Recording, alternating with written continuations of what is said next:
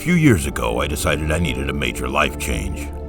Everything seemed to be going downhill: my finances, my mental health, my life. I would go weeks without sleeping sometimes as the heavy traffic passed through the city streets down below. Every time I went outside, I saw more homeless people, more needles and crack pipes littering the ground, more muggings and assaults and overdoses and deaths. The city had become a wasteland, and I knew it was time to leave. I had no girlfriend, no wife, no kids. My parents had both died a few years prior, and I barely talked to my siblings anymore. I had nothing to tie me down to this place where I felt like I was dying inside a little more each day. That was when I sold nearly everything I owned, got in my car, and drove up to Alaska to try starting anew. I bought a small cabin and a plot of land in the middle of its majestic mountains and dark, enchanting forests. In the winter, the northern lights would shine through like the eyes of God, sending out divine trails of light that danced through the sky in cosmic waves.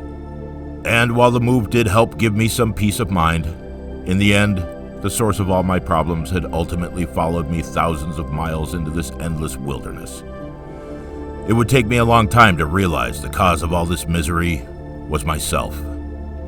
Because, as a wise man once said, wherever I go, there I am. I lived in that cabin for 3 months without any major issues other than the constant threat of bears, moose, and wolves. I had a rifle and a shotgun for hunting, a small garden in the backyard, and a solar panel to generate electricity. "This is the life," I said, relaxing on a hammock I had strung across the corner of the cabin while staring at the endless beauty directly outside the window. White-capped mountains loomed like giants in front of thick clusters of evergreens. A virgin covering of fluffy snow made the entire world glisten and sparkle. There wasn't a house or road in sight. No work, no stress, no pollution, no cars honking all the time. I closed my eyes, breathing in the clear air. I ended up falling asleep for a couple of hours, waking up just as the sun had started setting. Bright orange streaks mixed with the bloody smears of the fading light as it disappeared behind the mountains. I groggily arose, stumbling over to make a cup of instant coffee. As I sipped it, I wandered around the room, looking for something to pass the time. There were still quite a few random objects left behind by the last owner that I hadn't gotten rid of yet. I had moved in to find a stocked bookshelf filled with classics by Philip K. Dick, Isaac Asimov, and Robert Heinlein. Bored, I started rifling through the collection, looking for something good to pass the time. As I shuffled past A Maze of Death and Ubik, something caught my eye. A black leather-bound book with no title or author name stood there, its cover faded with time and wear. Curious, I pulled it out and opened it. I saw the cursive scrawled across the pages in a neat copperplate script and realized it was a diary left behind by the previous owner. The first entry was dated January 9th, 2015. This is what it said.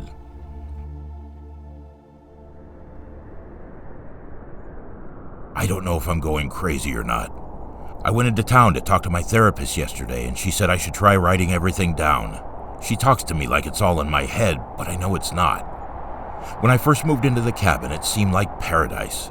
I never thought in a million years that something would be slinking around at night. I never thought it would be hiding under my bed, peeking in the windows and following me like a shadow. Right now, I'm snowed in with a cup of coffee in one hand and my pistol in the other. I can't sleep anymore. I keep hearing something shuffling around under the bed. Sometimes I think I even hear ragged breathing, as if a corpse with dirt in its lungs had come back to life. I've caught glimpses of that thing in the darkness. Whatever it is, its skin is loose, almost falling off the bone. It almost looks like a naked, emaciated man. Its eyes are rotted and dark, its back hunched, its spine twisted and jutting out like tumors. It moves in this slow, jerky way, but I can never seem to catch it. Its body seems broken and out of alignment. Its legs bend the wrong way sometimes.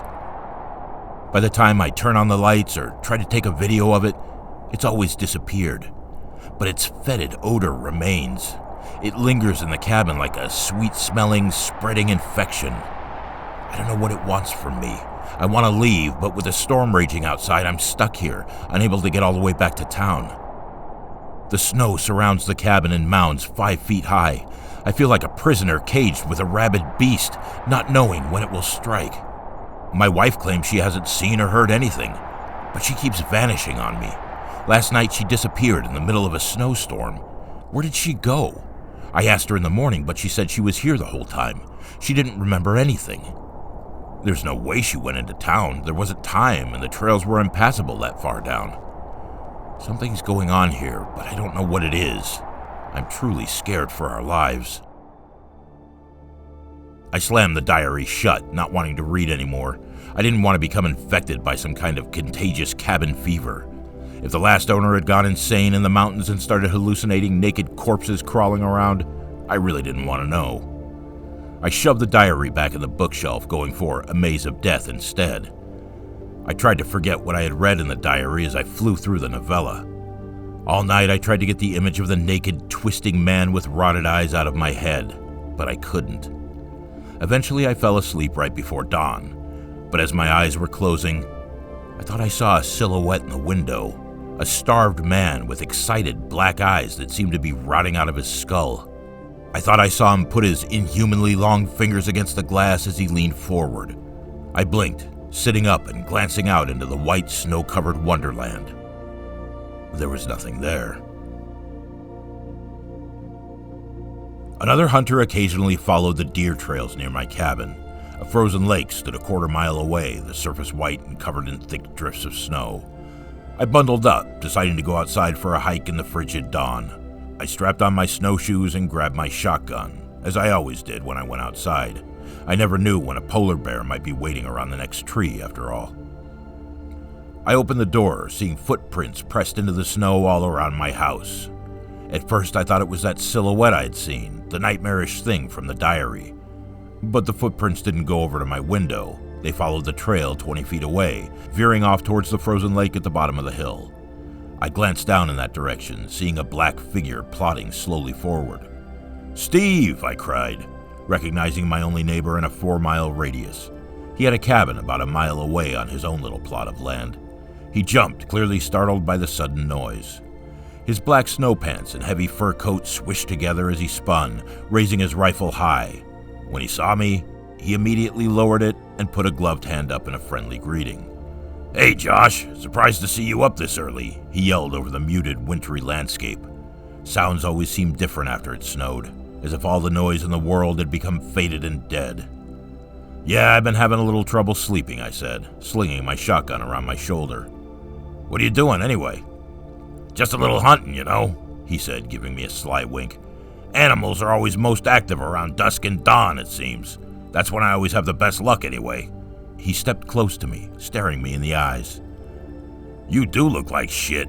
Those bags under your eyes are big enough to carry groceries in." "Yeah, trust me, I know." "Hey, this might sound a little weird, but did you know the previous owner of this cabin?" I asked. Steve's wrinkled old face fell into a scowl. His expression immediately became guarded and distant. Sure, we met," he exclaimed bluntly. He seemed to be searching my face for something, but I didn't know what. His reaction left me feeling off balance and nervous. "Is he still around?" I said. Steve's scowl deepened. "Buddy, I don't know what this is about, but he's dead. He's been dead. He died in that cabin, actually." He pointed a finger at my home accusingly. With those words, my heart seemed to drop into my stomach. Waves of dread flowed through my body like water. How did he die? Like a heart attack or something?" I asked. Steve's gaze turned downwards. He didn't meet my eyes. "Did you know that Alaska has the highest missing persons rate in the entire United States? It's not even close. In fact, for the population size, we have far more people who go missing and never get found than anywhere else. They even have a name for it, the Alaska Triangle," Steve said. "And we're square in the middle of it." I stared blankly at him, wondering where he was going with this. It seemed like a way to avoid answering my question. "No, I didn't know that," I responded. Steve nodded, raising his head again. He heaved a deep sigh. "Look, the thing with the last owner and his wife, it's somewhat disturbing. If you really want to know, I'll tell you, but it's certainly not going to help your peace of mind. And it definitely isn't going to help you get some sleep." "I want to know," I insisted instantly. The wind started to whip past us. Flakes of ice and snow flew sideways in the sudden currents. "Let's go back to your cabin then," Steve said, pulling his heavy fur-lined hood off and shaking out his long black hair behind him. "I could use a bit of whiskey to warm up." We sat down with a bottle of Johnny Walker and 2 shot glasses. I wasn't much of a drinker, but Steve certainly was. He chugged 3 shots in the span of a minute. I sipped at mine, drinking half and putting it back down on the coffee table with a thunk. Steve grunted, hissing through his open mouth for a moment. That's the good stuff," he said, slamming his chest as the burning liquor worked its way down. Steve looked up at me with a new sparkle in his eyes. "Huh. So you want to know about what happened to Will Lennings? Well, I'll tell you that no one really knows the whole story. I used to see him occasionally, come down to have a drink and talk. We all know each other around here, obviously." I nodded, motioning him on. "He seemed like a normal, upstanding guy. He kind of reminded me of you, actually. A young guy trying to escape the hustle and bustle of the city life, the cancer of the American dream. Well, he was here for maybe a couple of months. I don't know. Everything seemed fine.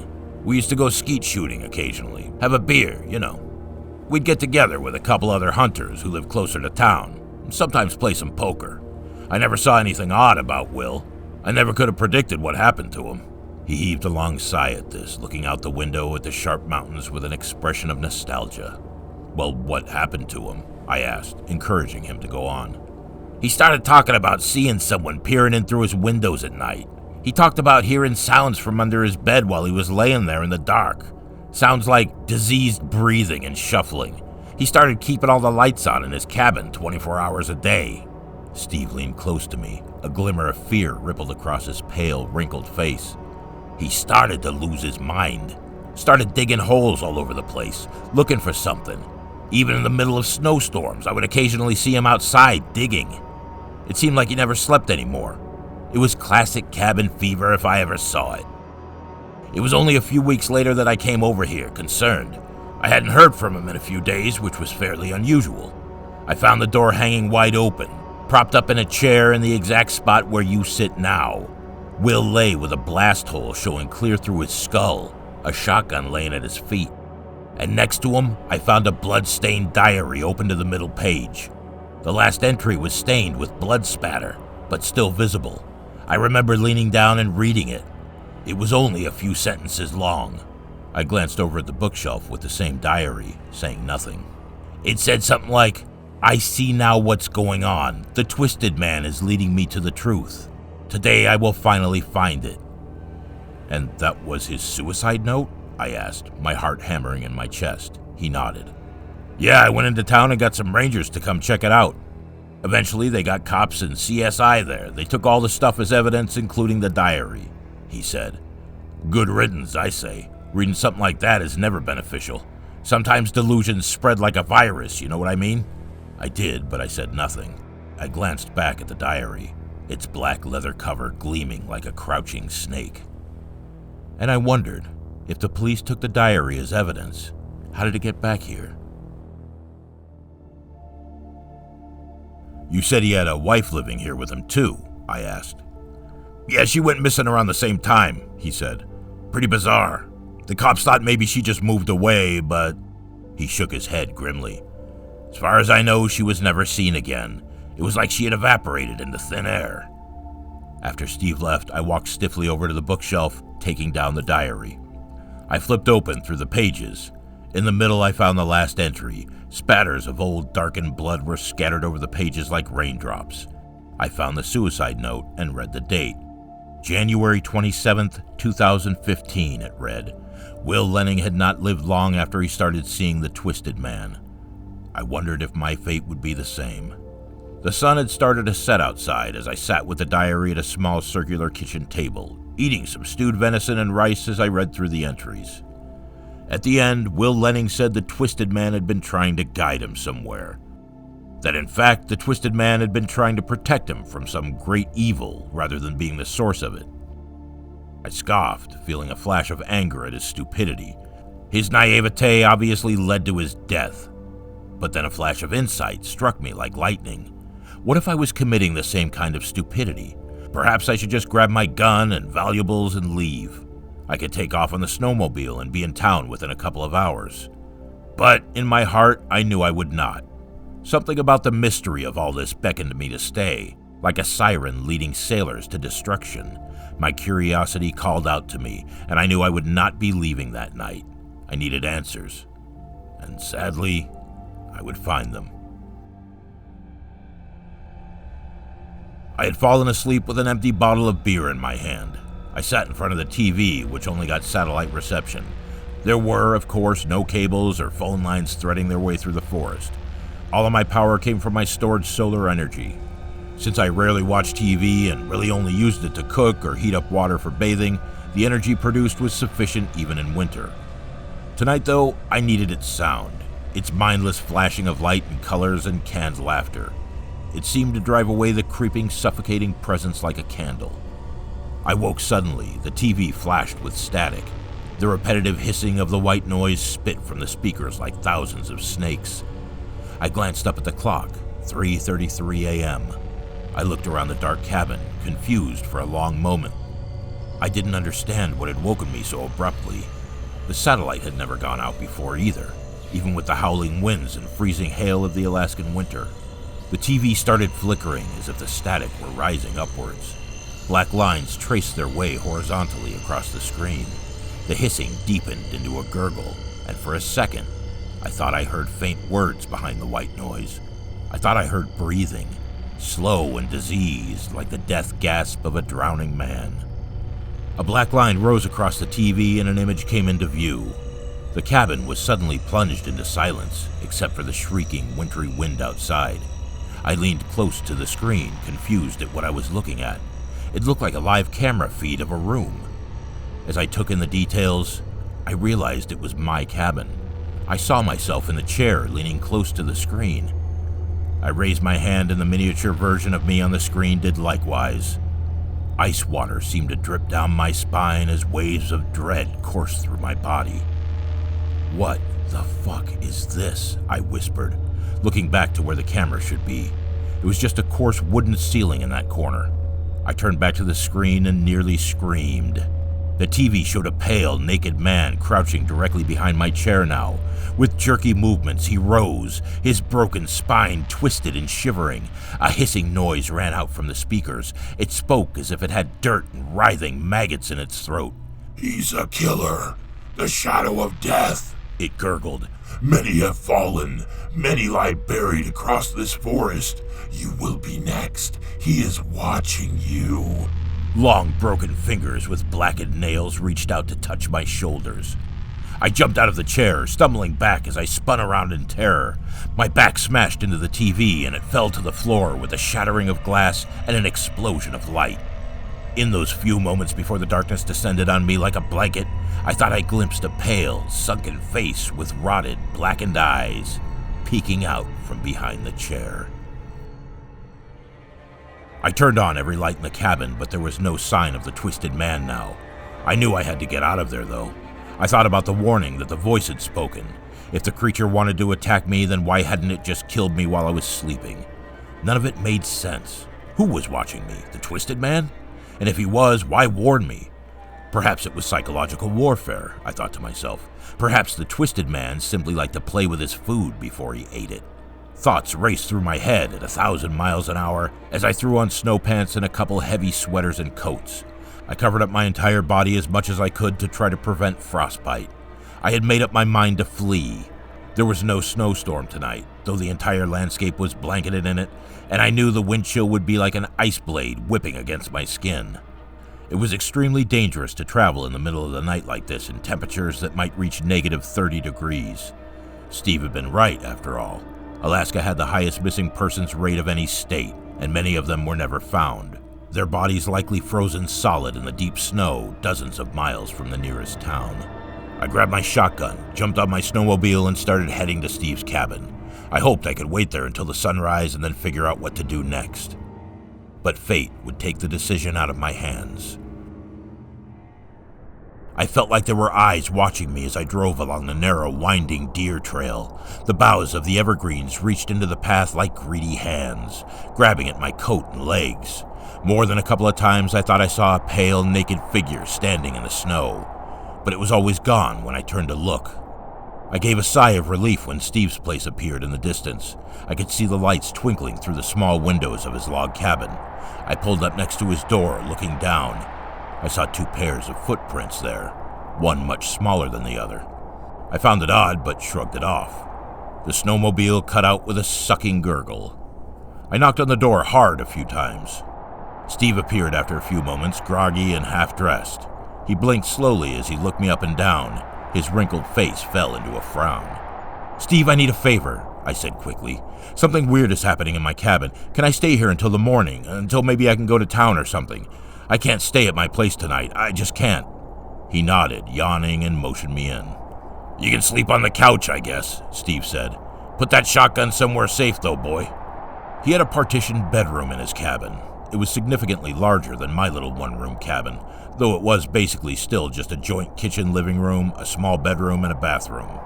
He pointed to a well-worn couch in the corner and gave me an apathetic wave as he stumbled back into his bedroom, slamming the door. I couldn't sleep, though. I tiptoed around the room, looking at Steve's bookshelf. He had a rather strange taste in books, lots of Anne Rule and true crime there. I saw dozens of books about Ted Bundy, John Wayne Gacy, Richard Chase, Herbert Mullen, Jeffrey Dahmer, and Richard Ramirez among the collection. At the end, a large black binder stood, unlabeled and worn-looking. It reminded me of the look of that leather-bound diary for a second, and my heart dropped. But logically, I knew this was just a coincidence. Yet still, I pulled out the binder, my curiosity piqued. What I found inside filled me with dread and horror. Countless news clippings covered the length of it. The first clipping was from nearly 20 years earlier, about a woman who went missing in the Alaskan forest while hiking. A later one confirmed that her body was never found, and that her family was still hoping that she might turn up alive somewhere. A reward was offered for any information, it said. And every page after that was more of the same. Missing woman, murdered prostitute, missing man, no leads. I kept flipping through it until I found clippings about Will Lenning's suicide and the sudden disappearance of his wife. On the article about the suicide, Steve had used red marker to scrawl, "Ha ha," next to it. I heard the click of a gun being cocked from behind me. I froze as Steve's voice traveled across the room like a whisper.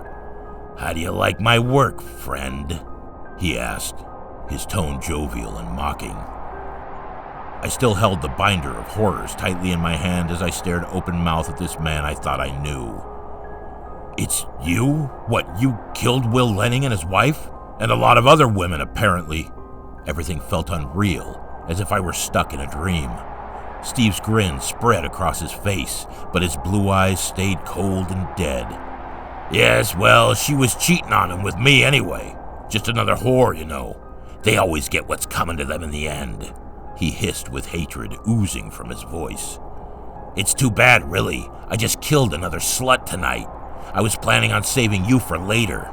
The urge isn't too bad yet right now, after all. It comes in cycles, you see. It comes in waves." I saw a glimmer of pale, naked flesh writhing behind Steve. With jerky movements, the twisted man came up behind him. I said nothing, just watching with wide-eyed horror and amazement. "You need help, man," I whispered. Steve laughed. "Help? The only help they give people like me is a needle in the arm. You know that. That's why it's important to always cover your tracks." The twisted man ran a long, broken finger across Steve's neck. Steve gave a strangled cry and jumped. He spun around, screaming. I glanced over at my shotgun next to the couch. I jumped for it as Steve turned back to me, firing his pistol twice. The first bullet soared high above me, raining wood splinters down on my head, but the second ripped open my leg. A cold, burning pain ran like fire up my shin. I screamed in agony and battle fury as I gripped the shotgun, spinning and firing. Steve's head exploded as a slug ripped through his brain. His forehead collapsed like a smashed melon as bone splinters and blood sprayed the wall behind him. The twisted man stood there, hunched over, grinning up at me. I felt warm blood gushing from my leg as I stared back at him, breathing hard. I wondered if I was dying. You weren't after me at all, were you?" I asked. "You were after Steve." but the twisted man said nothing. After a long moment, he slinked back into the shadows of the bedroom and disappeared.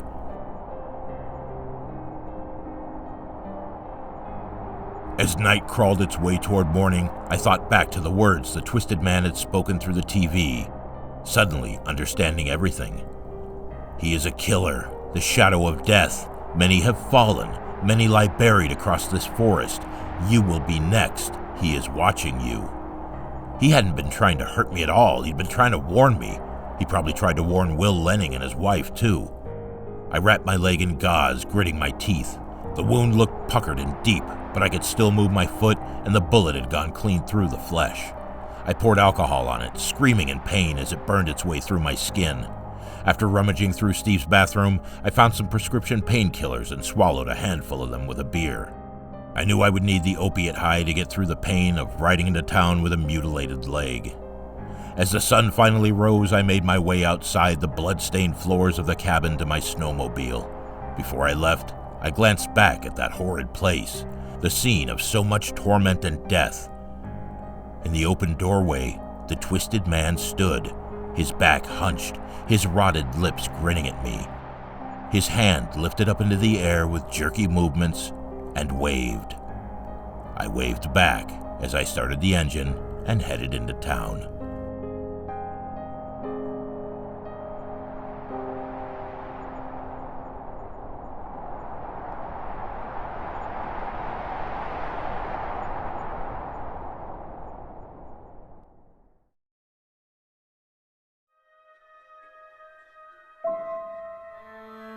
Hello.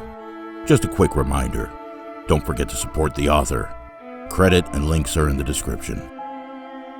Until next time.